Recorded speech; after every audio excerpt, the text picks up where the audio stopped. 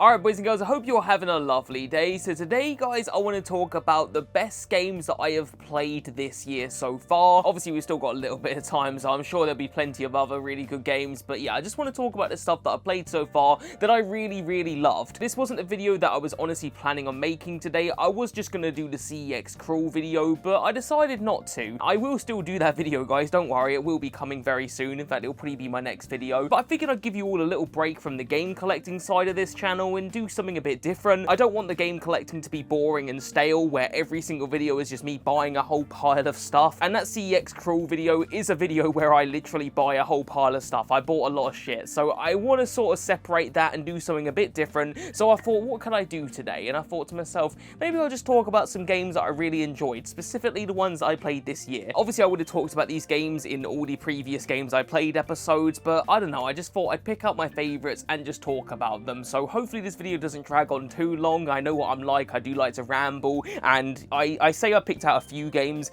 It's a more than few, like, it's honestly a lot of games. I'll just count them up real quick. There's 1, 2, 3, 4, 5, 6, 7, 8, 9, 10, 11, 12, 13, 14, 15, 16, 17, there's 18 games to talk about. That's quite a few. So I'll try and keep my thoughts on them short and sweet, and if you want to see more detail on these games, then check out my Games I Played series, because I've talked about pretty much everything here. Anyway guys, what we are going to start off talking about is a game that I have not talked about on Games I Played, because I only just beat it, and I'm going to be dedicating a whole video to this game. I'm literally working on it as we speak, and that game is going to be Clair Obscur Expedition 33. So I finished this game a couple of days ago. I mean, I don't even know where to begin. I said I wanted to talk about these games, but this game, I don't know. It's so, I've dropped it. It's so perfect. It's so amazing that I just don't know where to start. The gameplay is, it is absolutely phenomenal. The RPG mechanics of the game are incredibly fun, but when you add in the parrying system, it is so good. And then you've got the boss battles as well, which are exceptional. The gameplay is one of the best games I've ever played, just from a gameplay perspective.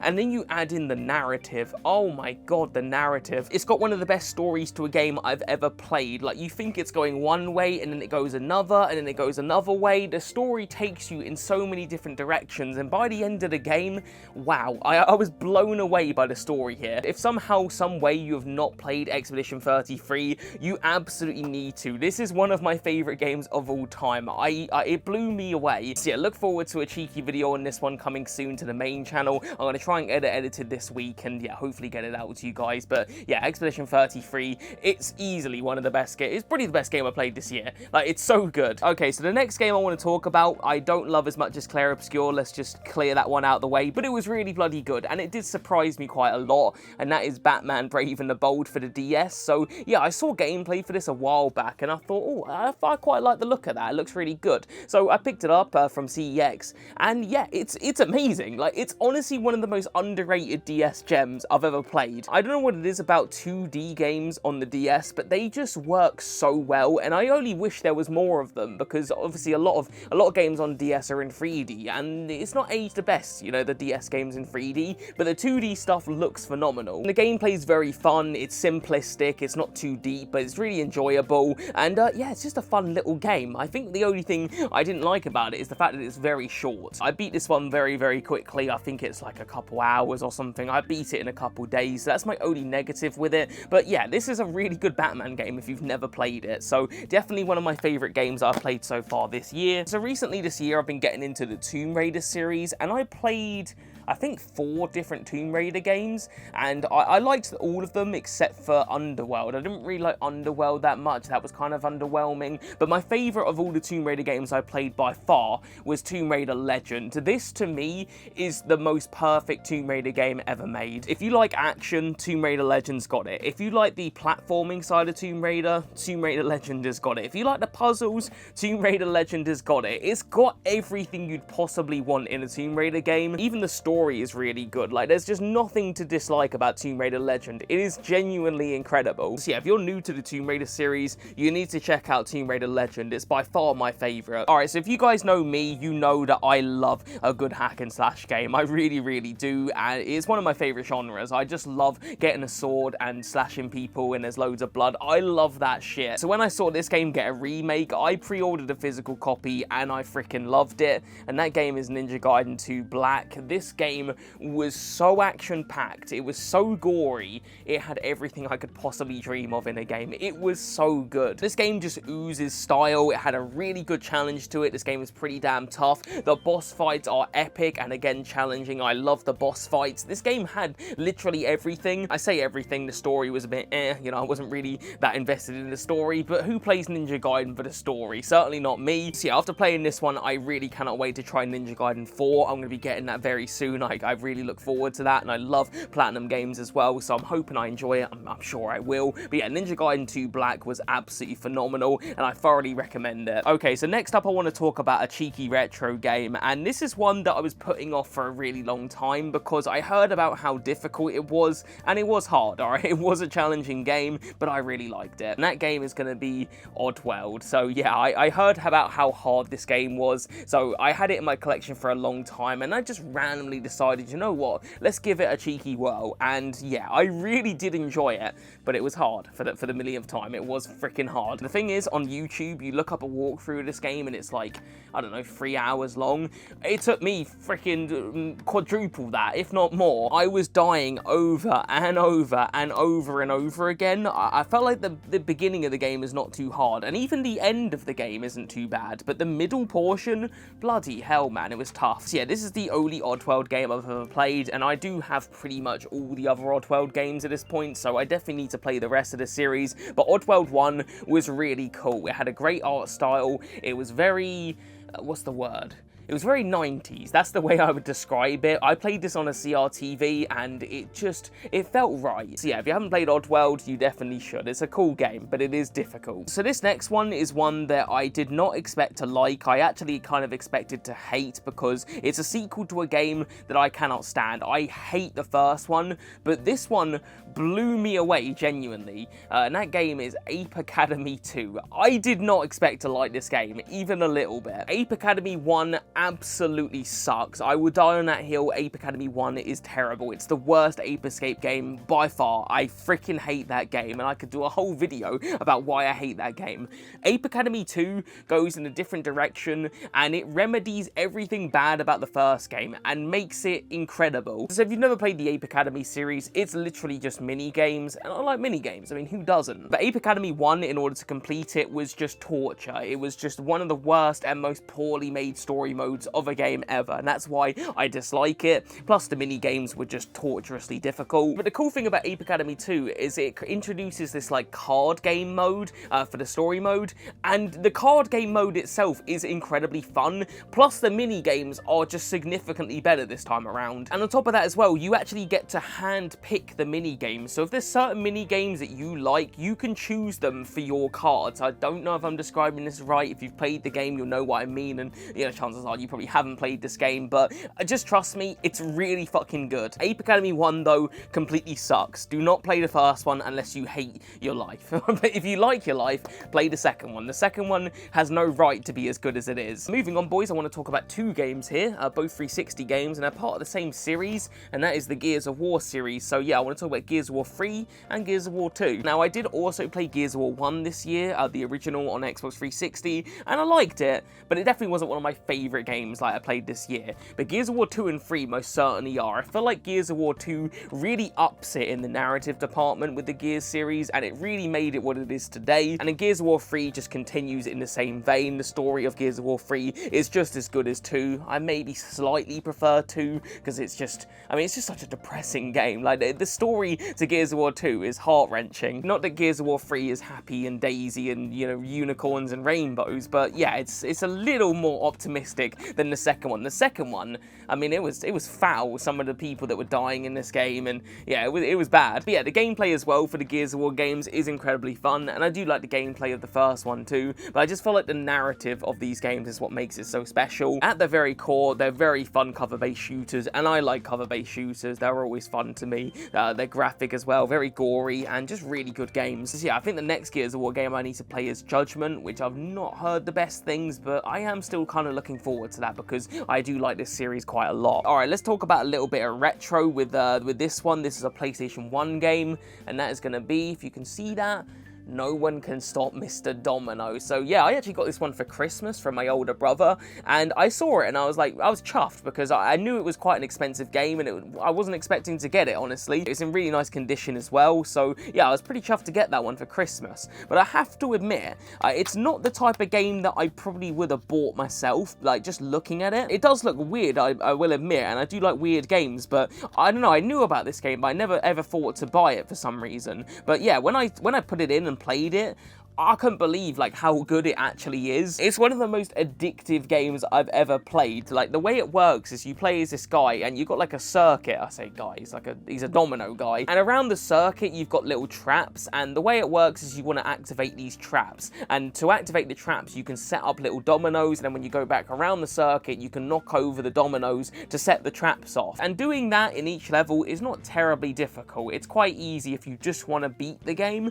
but if you want to get a really good score, what you want to do is set the dominoes up so that you basically can hit all the traps at once. Does that make sense? I feel like I actually explained that fairly well. And yeah, getting a high score in this game on the levels is insanely fun, and it's very hard as well, and that's what this game was all about for me. I was trying to always up my scores and do better, and it's not easy to do. If you had an unlimited number of dominoes to set up, it would be quite easy, but you don't. It's very limited, so you have to be really precise in where you put them, and like I said, it becomes very addictive. So yeah, I've got to admit, I'm really bloody glad my brother got me this one for Christmas, because I might have missed out on an absolute retro banger. So I talk about a lot of games on this channel, obviously a lot of variety. I like to talk about old stuff and new stuff, but one thing I don't really talk about enough is VR, and it's because I don't play it enough. But there is one VR game that I absolutely adore, and it's right up here for me in terms of VR experiences, and that is Superhot VR. This game is so flipping good. If you've ever wondered what John Wick felt like in the John Wick movies, this game makes you feel like John Wick, right? Like, this is John Wick Simulator. The way that you, like, dodge bullets and you can, like, grab people's guns and shoot them, and then you got to dodge the bullets as you shoot. It's unbelievably good. And I spoke about my older brother with Mr. Domino, but I actually played this one with my older brother for a while, and I think he enjoyed it too, but he was like knocking over all my figures and stuff. It was hilarious. It's such an immersive little VR experience, and I really want to replay this, but the VR is such a pain in the ass to set it up, and I don't know if I can be bothered to set it up just to replay it, but I kind of am tempted. It's easily my favorite VR game I've played, and I haven't played that many VR games, I must admit, but I don't know, this is going to take some topping, because this was incredible. This is the main reason I wanted to get the VR, was to play this. So yeah, if you've never played Superhot, you definitely need to, and you know, if you can play it in VR, it's even better. Lads, I'm not gonna lie to you, my back really hurts for some reason, so I'm gonna like lay back a little comfortably. In fact, I might see if I can. No, that would be a bit weird, wouldn't it? Let's try and keep this video PG. I don't want to get all sexy on you guys, but yeah, my back is killing me. Hold on, let me try that. Use that as like a backrest. I don't know, that'll have to do. Anyway, the next game, guys, is going to be Maximo. So this was a game that I did not expect to like as much as I did. It was phenomenal, though. I absolutely adored it. Played it in October, and yeah, I did a 24-hour video on it, and I honestly kind of just picked it because I've heard it's hard, and I thought maybe it'd be funny, but honestly, I didn't think it was that hard, like, to be honest. It starts off really hard, but once you get used to how it feels, it's very fair. Like, this game isn't unfair in its difficulty. A lot of games start you off pretty easy, and then as you work your way through it, it gets harder and harder and harder and harder until it becomes ridiculous. Maximo starts off pretty damn hard, and it kind of just keeps it at a consistent level. It just stays pretty hard. It never becomes impossible, it never becomes easy, it just stays there. And that's the way I like it. And I enjoyed this game so much that when I went to the London gaming market, I looked up and down for the sequel to this game. It's my most wanted game by a mile. I cannot wait to play Army is In when I eventually get it because of how good the first one was. So yeah, if you haven't played this little hidden gem from Capcom, you definitely should. So you know, I told you all that this was a video about my favorite games that I've played so far this year. Well, this is an odd choice because it's a game, like specifically the game part, that wasn't very good. Like, if I'm just being frank, the gameplay isn't great. but the narrative is, like, it's one of the best narratives ever, and that game is Rule of Rose. So this is a game I've been wanting to do a video on for a while. I was gonna do this over on my main channel, and I still want to, but obviously I'm kind of playing a lot of RPGs at the minute, so I don't know when it's gonna happen. It will, though. So yeah, this is a game that I've actually played 2 times this year. I played it twice, and yeah, it's, like I said, gameplay is pretty horrid. The gameplay is pretty bad. This game's got some of the worst hit detection I've ever played in a video game. It's just straight up broken. Some of the boss fights are just shockingly bad. There's one fight in particular called the Mermaid.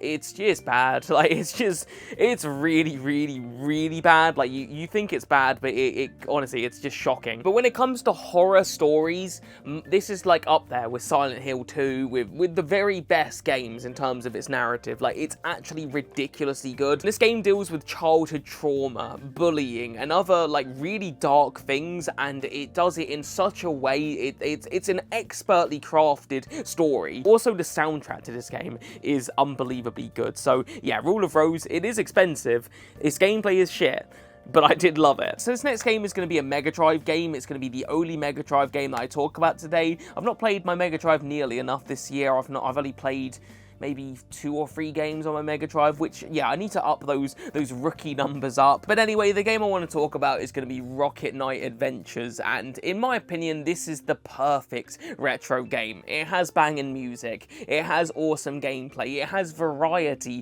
in its gameplay, it has epic boss fights, it's got a great art style. What more could you possibly want from a Mega Drive game? This game does have a sequel, and it looks good. I think it's called Sparkster, and yeah, it's a lot of money, so I'm gonna have to do some saving for that one, but it is a game I do want to get, because I absolutely adored this one. But yeah, I mean, like I said, it's just perfect. It's a perfect retro game. It has literally everything you could possibly want, so if you haven't played Rocket Knight Adventures, then yeah, you definitely should. This next one I want to talk about, I need to double check I played it this year, because I feel like I played it last year.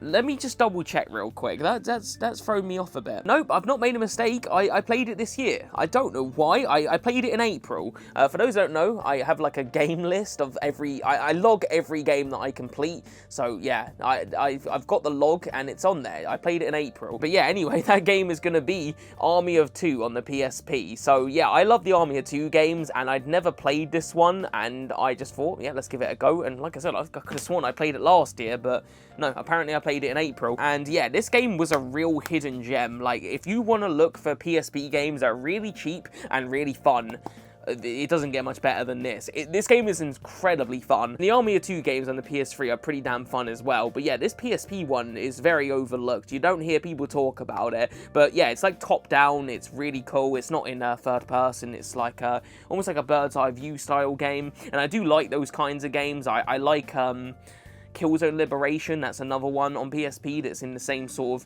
of format, and that's really underrated as well. It's not a super deep game or anything. You just go around and shoot people, and you get to buy guns and, you know, make upgrades and stuff. It's just fun. I don't know. It's a fun, short little game on the PSP that I honestly think is a bit, let's say overrated, a bit underrated in my opinion. Right, we've got 4 games remaining, fellas, and this next one, yeah, it was a pretty special game, and that is going to be Final Fantasy VII. So yeah, this game was incredible, but I think what I love about it the most is the fact that it's opened up this can of worms known as RPGs for me, because I didn't used to like RPGs. I played Persona 5 and Persona 4 and I liked them. I liked Inazuma 11, that's pretty fun on the DS, but that aside, I've never really been into them. I didn't think much of Witcher 3, I wasn't really into Skyrim back in the day, trying to think of other RPGs that I've played. Sea of Stars was pretty good, but, you know, I wasn't blown away. Trying to think if there's anything else. I don't think so. I mean, I might have played a few more. Fallout 4, that's another RPG I played. Again, didn't really think it was that good. But anyway, point is, Final Fantasy VII really opened up my eyes, specifically to turn-based combat, because, again, I wasn't really into it. Even with Persona 4 and Persona 5, I liked those games, but the turn-based combat wasn't really doing it for me. But Final Fantasy VII was so fast-paced that I just fell in love with the combat. And then, of course, the story on top was exceptional. And then just all the other little charmful things about it, like the music and the art style and just everything. It was such a great experience. I loved breeding chocobos, I loved the boss fights, I just loved everything about Final Fantasy VII. I thought it was such a cool game. But yeah, you guys probably already know this because I did a whole video on this game over on the main channel, so yeah, check that out if you haven't already. But yeah, Final Fantasy VII, an exceptional RPG, and now I love this genre because I just recently obviously played Clair Obscur as well, and that was equally as good. So I mentioned earlier with Oddworld, the fact that I was putting that off a little bit. Well, that's nothing compared to this game. I had this game, like, for God knows how long, and I just put it off, and I put it off, and I put it off, and then finally I just thought, yeah, let's just play it.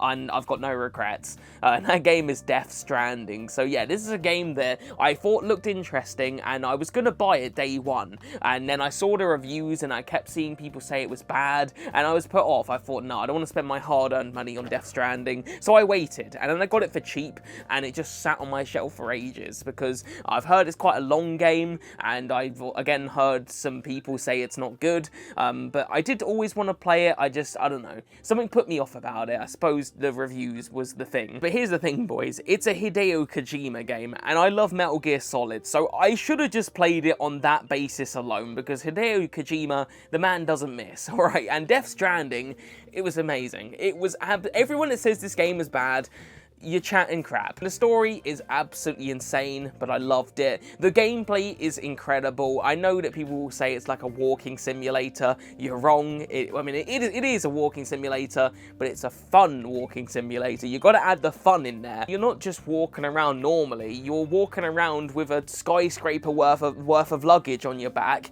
and you're trying to balance it, and then you fall down a stream, and half your luggage is in a river. All right, that's not a walking simulator. Walking simulator is just left foot, right foot, left foot, right foot. This game is different. Don't care what anyone says, I liked Death Stranding. So yeah, I regret putting it off as much as I did, because I really did love it. Lads, my throat is starting to hurt a little bit. I think I've talked about too many video games for one day. But anyway, the next one is going to be The Bouncer. So this is a game that I can't quite describe why I like it so much. I just kinda do. The gameplay is mediocre at best. The story is equally mediocre. There's nothing truly exceptional about The Bouncer, but I just really like it, and it's a game I often think about. The game can be beaten in literally like 2 to 3 hours. I think I beat it in 2 days, and again, there's nothing about it that would tell you it's an amazing game, and it isn't an amazing game, but I just really like it, and I don't really know why. There's just something about it, like, it's just got a vibe to it that I just really, really enjoyed. So, while it's a game that I can't sit there and say you've got to go out and play, like, you really don't,